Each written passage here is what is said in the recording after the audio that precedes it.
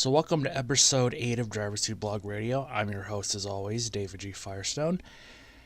And today we're going to be talking about a few things. I'm going to get to the aspect of driver seats I've been wanting to talk about for a while. It's going to be a multiple part thing. But I want to talk for this week about, there's a few things that are on my mind. Obviously the Daytona 500 was last Sunday. Whole Daytona week was really great. The racing was great, as always. Even ARCA. I'm not really into ARCA all that much, but the racing was really good. A lot of people don't like the new number placement on the Cup Series cars. To be honest with you, I hated the look at the All-Star race, what was it, last year or the year before, where they moved the numbers back. I thought that looked horrible. This looks so much better. And it really isn't that much of a difference. I mean, come on. You got to keep the product fresh. You got to keep the designs fresh. And this one really isn't that bad. There was also the NHRA Camping World Drag Racing Series. I always want to say the Mellow Yellow Drag Racing Series. I'm so used to it. That was fun too. I might be in the minority on this, but I think Pro Stock Motorcycles should be the full season. I don't like this partial season stuff, because I think Pro Stock Motorcycle, especially for your first big event, would be a good addition. Now, I don't get the logic of running opposition to NASCAR on the Daytona 500 weekend, especially when you have the same broadcaster. Now, granted, there is college basketball, which will be going away soon. As remember, March Madness is coming up, but even if you pushed it back a week, it would still work. So, I also watched the NBA All-Star Game, and I am a completely reasonable person, and I try to be as reasonable as I can when approaching these kinds of things. But I'll say this, the NBA is really great at marketing its talent, marketing its product, marketing to its fans. The 75th anniversary team thing was really great. It was really fun to watch. It was very well done. What I don't understand, and what somebody would please explain to me, is why would you have the game on TNT as opposed to ABC? Sunday night, prime time, no real competition. Why would you not do a setup where you could draw, I don't know, maybe 1 or 2 million extra viewers? I mean, everything about the All-Star Game was well done. I can't say anything bad about the presentation, the game itself, the players involved, the halftime spectacle. Everything was great. Why have it on TNT? Why not put it on ABC to try to get as many viewers as you can? This is one of your big events. And I get that you have contracts with TNT, but why wouldn't you, if you wanted to do a partnership with TNT and ESPN/ABC, you have the skills competition, which is also fun to watch, the day before on TNT, and then you put the All-Star Game on ABC and just try to drag as many viewers in. I also, in researching what I'm about to talk a little later, found out that Warner Media, which is TNT's parent company, doesn't have an American sports channel, and given how bad NBC is floundering right now, might be something they want to invest in. I can tell you that based on what I'm seeing, NBC's probably going to lose NASCAR. They're definitely going to lose IndyCar, and I think they're definitely going to lose IMSA. So obviously they got to go somewhere. I don't think CBS is ready yet. They might go to Turner. Why not have their own sports network? I mean, wouldn't that make sense from a business perspective?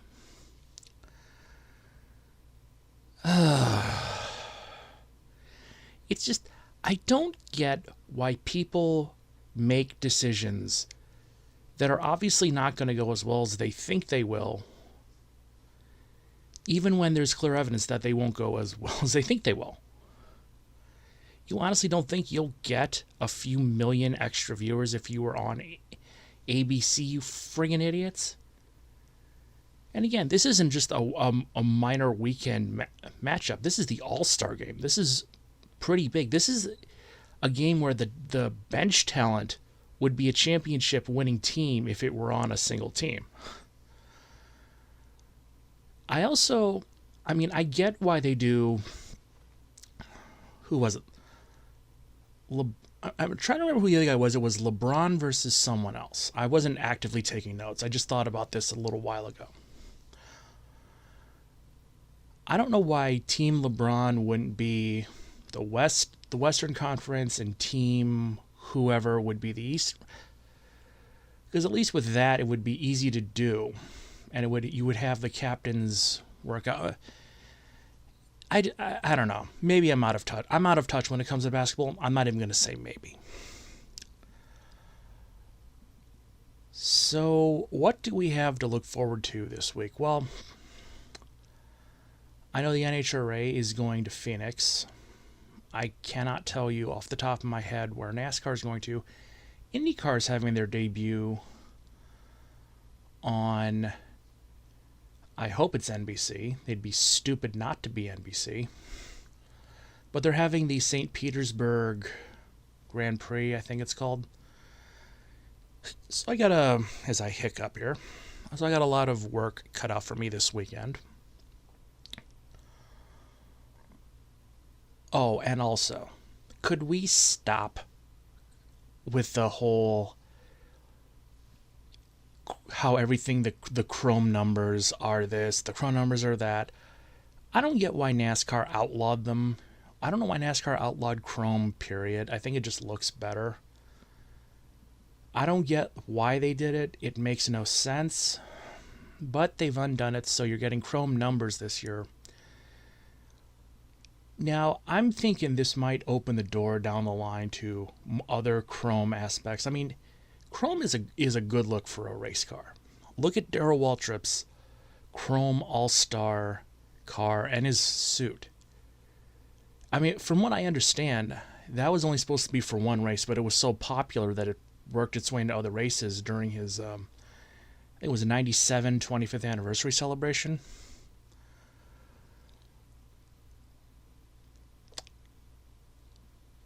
Yeah, so I've had a lot of fun. And before I continue with the next setup, I want to apologize for what happened last week. I was trying to do too many things at one time. And as happens in this situation, when you bite off more than you can chew, you're going to have a lot more trouble swallowing.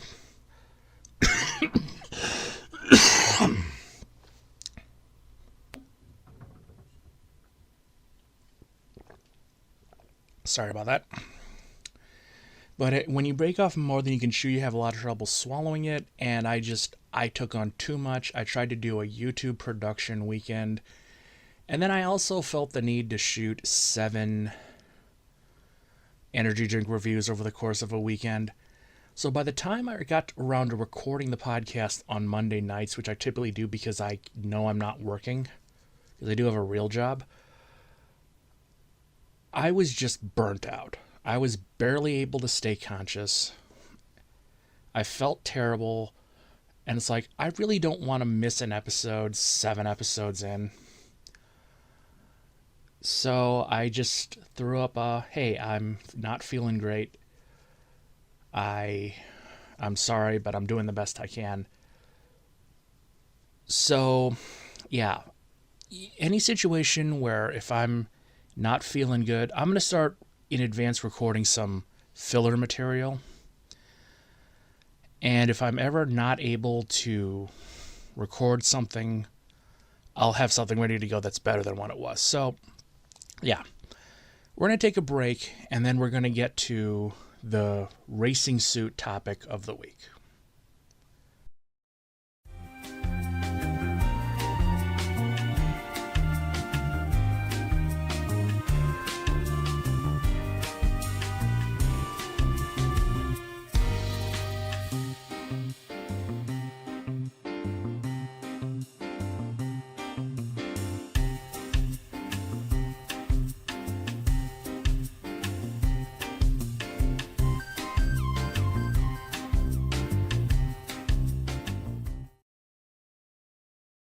So we're back, and we're going to talk about how the walking billboard stereotype of racing suits came to be. So you kind of have to look at television broadcasting in order to understand how everything came to be. Now, racing has always been somewhat popular on television, but not as popular in the United States as football, basketball, baseball, hockey, golf, etc. So you might have, 10 races per year on broadcast TV, the big three, NBC, ABC, and CBS. Fox isn't really a thing until the 80s, and the reason why The Simpsons will never die is because Fox owes everything that it has to The Simpsons. If The Simpsons wasn't as popular of an IP as it was, it's not likely that Fox would be the powerhouse it was today without an IP that strong. So when you have the era of the big three, you might get a race every once in a while if there was really nothing else going on. But for the most part, the bigger sports, baseball, basketball, football, and hockey, golf, tennis, etc., those got preferential treatment, as did horse racing and all these other more popular sports. You had a couple of things, though, that sort of generated a lot of interest. And they were all happening around the same time. So we have to start where racing really became a viewer draw. 1979 Daytona 500. You had a huge blizzard on the East Coast the day of the race. So people aren't going. They aren't going to basketball games. They're not going to the movies. They're going to stay home and watch television. So CBS is broadcasting the 1979 Daytona 500. Was flag to flag, which at that time was a rarity if it ever happened at all. I'm not going to say it was the first race that was ever broadcast flag to flag. I don't know that for sure. But in the U.S., it was one of. And when you have the viewership that you do, where you have like literally a third of the country snowed in and they're tuning in to watch the race, you had everything. You had first in-car cameras in the U.S. I know they weren't doing that in IndyCar. It was technologically impossible. You had the full race. You had a lot of excitement. You had cool-looking cars. You had... People weren't seeing this. And now they were seeing it, many of them in their living rooms. And so people became fans. But it was the fight in the infield that really made NASCAR. It took NASCAR from regional to national. Around this same time, you have cable television starts coming into its own. Now, cable television had been a thing since, I think, the 1950s. I know public access has existed since 1969 on an official level. But for the most part, the basic cable wasn't really... It was more like a super luxury thing. But as the late 70s and early 80s, it starts becoming more mainstream. It's coming into more and more homes. More people are checking it out. They're seeing what they've been missing. They're into it. It's becoming more commonplace in hotels. I mean, that's for years. My family, we didn't have cable, and the only time we would ever see cable is in hotels. And then when my grandfather came to live with us in 91, that's when we got cable. And we've always had it since. So suddenly you have all of these new channels, and they're content platforms, and content platforms need content. So on a Saturday afternoon, a much smaller network, like say your ESPN or TBS, they might not have something ready to go on a Sunday afternoon in July or a Saturday night. So you have all these little companies these little channels and these little broadcasting setups that come up, and they start signing deals with the racetracks. So when you have a content platform that has a race that can draw, I don't know, 3-4 million, I'm not able to find any of the numbers on this, but for racing to be as successful as they were at that time, they had to have been drawing in the millions. So the late 70s through about 1990 was sort of the rise of cable when it comes to racing. And when I say cable and small networks, this is a list of every cable TV station that I've been able to confirm broadcast a race at some point between 1979 and 1991. Now, I mean, obviously, you've got CBS, which had flag-to-flag coverage that had like a number more races that season. I don't remember. I couldn't find out how much, but with 100% accuracy. But between 1979 and 1991, you had MRN TV, ESPN, TBS, Prime from the Financial News Network, TNN, the National Network, Mizaloo, the Special Events Television Network, or SETN, which was more just a racing platform as opposed to television coverage, Jefferson Pilot, Score from the Financial News Network, Viewer's Choice, which I'm not 100% sure what that one is, Sports Channel America, Prime, and Diamond Piece Sports broadcast at least one race from their American Sports Cavalcade. So, why am I droning on about how many cable companies and how many people watching would affect this? Well, think about it like this.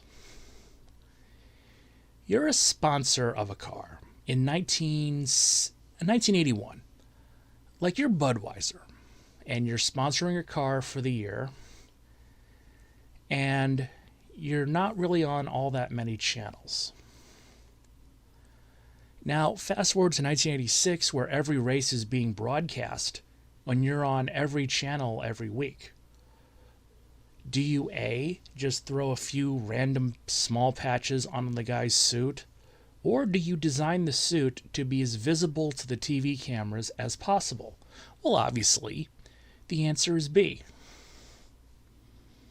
I'm going to show you a suit that I have from a guy named Ray Lipper, who was he was basically he was a guy who more did it for love of the game than anything else. But this is sort of very representative of what suits looked like in the 1970s. Okay? Obviously, very plain. There's a few patches here and there, but nothing really to write home about. Well, this is a pit crew jacket from Morgan McClure Racing when it was sponsored by Kodak. Notice a difference there? I certainly do. And now we're going to go to a front row motorsports pit crew jacket from the NASCAR Sprint Cup Series era. Wow. And then you look at the sleeves of the suit. Now, when in-car cameras first started, they were focused outside the window and didn't show the driver that much. But when in-car cameras became smaller and much more easy to put in cars, they started facing from behind the driver, so part of the suit would be seen. And then it was like you're in the passenger seat and you're looking at the driver. That's also affected the design of fire suits, because you started factoring in television cameras when you're placing the logos. That's why I use the term television position, because for some of the logos, that's how they're designed. They're designed only to be seen really by the in-car cameras. So that's why I say they're in television position. But How do you have, how does the ability to go from a few small patches to a scientific design come about? Well, I mean, obviously, you're trying to be as visible as you can. You're trying to be as seen as you can. You want your sponsors to be seen, and you want your drivers to support your sponsors. So when you have some of the what's the word I'm looking for? Some of the logos set up. There's a very scientific way that logos are done in this day and age. You sort of see it on the Sterling Marlin suit, but I'll talk about it more with Front Row next week because I have to go into the science of how these things are designed. It's going to be a bit more complex than you might think. Hiccup. So yeah, I'll see you next week. I'm Dave Firestone. See you then.